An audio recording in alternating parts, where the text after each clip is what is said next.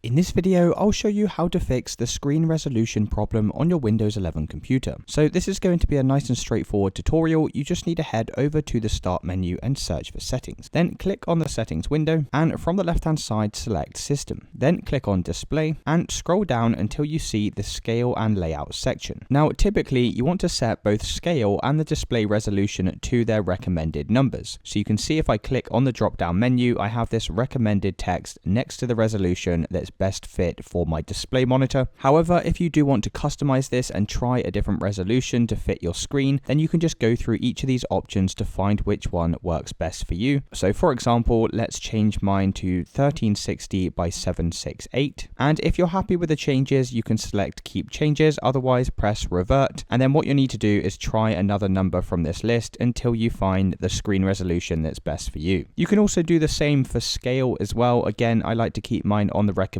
number, but you can try adjusting this to either 100 or 125. And it's really as simple as that, guys. If you did find this video helpful, then let me know in the comments below and I'll see you in the next one.